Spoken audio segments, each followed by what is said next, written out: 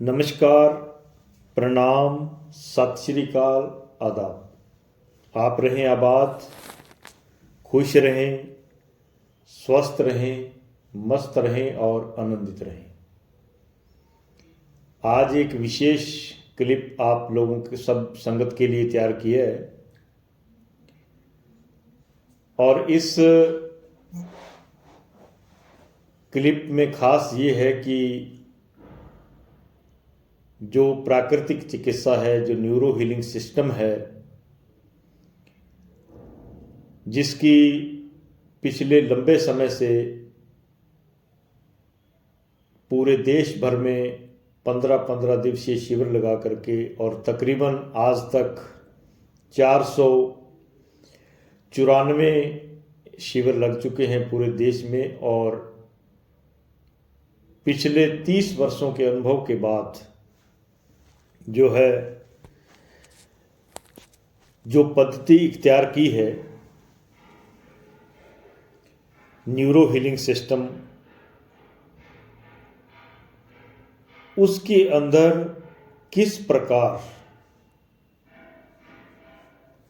जो chronic disease है, जो नामुराद बीमारियां हैं, वो ठीक होती है। और ये जो आज वीडियो आपके लिए बनाया है, तैयार किया है, इसमें आप देख रहे हैं कि ये जो बच्चे, ये वो बच्चे हैं जो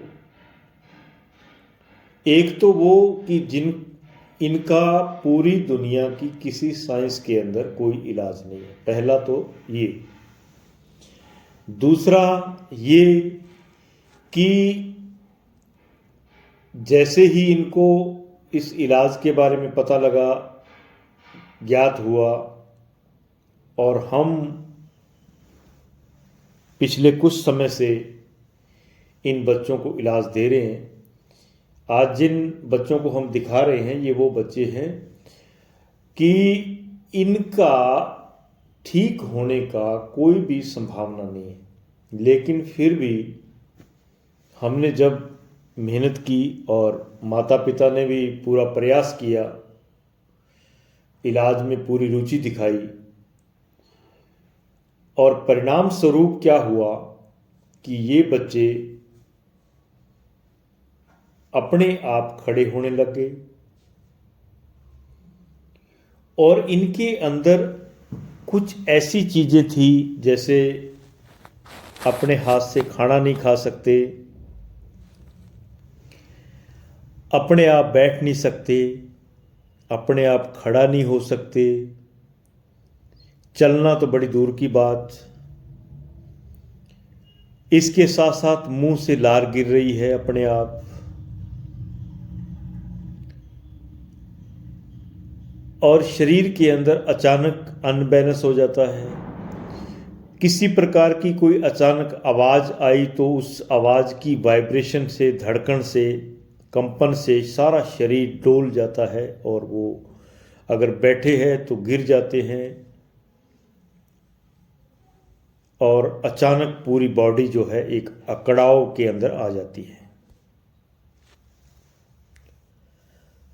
तो ये वो सिम्टम्स हैं, मान लो किसी साधारण व्यक्ति के अंदर किसी इनमें से किसी एक सिस्टम में गड़बड़ आ जाए।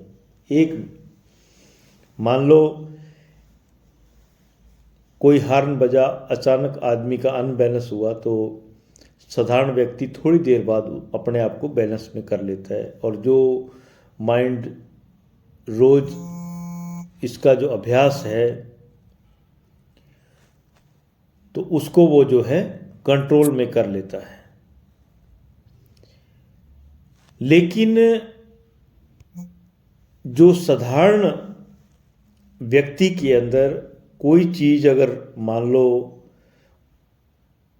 अचानक से रुक जाए, मान लो हाथ से हम खाना खाते हैं, हाथ हमारा रुक जाता है, जैसे किसी व्यक्ति को पैरालाइज हो जाता है।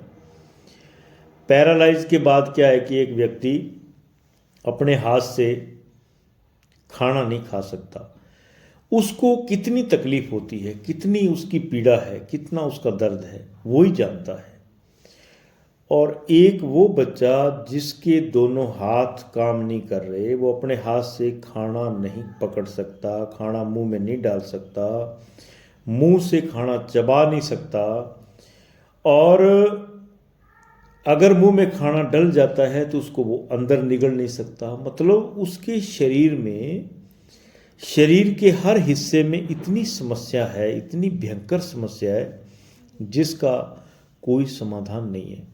मैं बता रहा था कि एक व्यक्ति को जब पैरालाइज होता है तो उसका एक हाथ रुकता है, एक टांग रुकती है, एक साइड में प्रॉब्लम आती है, और वो व्यक्ति कितनी तकलीफ में आ जाता है। जब आदमी सही होता है और बाद में जब उसको तकलीफ आती है तो वो भी अपनी उस पीड़ा को कैसे महसूस करता है वो बता तो नहीं सकता किसी को। अगर कोई बता भी सकता है तो वो उसको बयान नहीं कर सकता कि वो कितने बड़े दुख में है। और ये जो सेरेब्रल पाल्सी के बच्चे हैं, इनकी पीड़ा बहुत ही भयंकर है। हमें इस बात को समझने की ज़रूरत है। मैं जो बात कहना चाह रहा हूँ वो ये कि एक साधारण व्यक्ति को जब पैरालाइज होता है तो वो कितनी पीड़ा में होता है।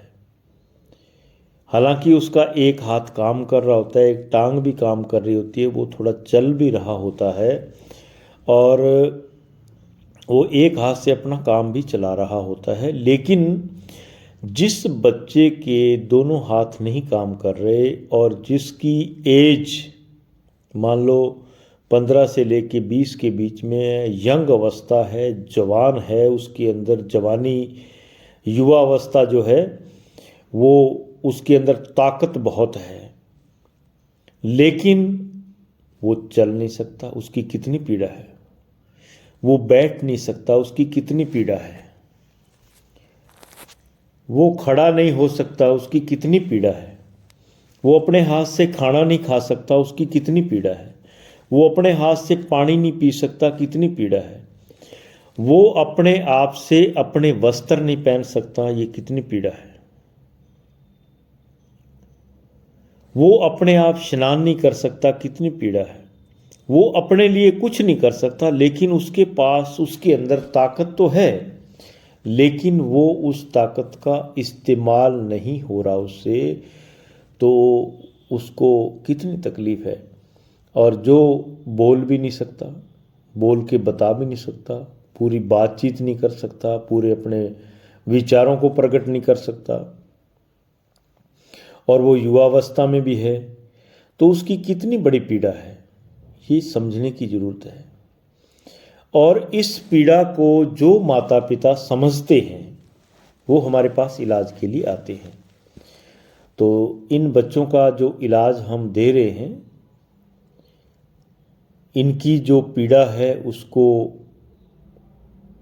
कोशिश कर रहे हैं, परमात्मा से भी प्रार्थना करते हैं कि जो भी बच्चे हमारे पास आते हैं, क्योंकि सब जीवों की पीड़ा हरने वाला परमात्मा है, और हमें इस पीड़ा को, इस दर्द को, इस तकलीफ़ को ठीक करने का एक माध्यम बनाया है। और हम पूरी कोशिश करते हैं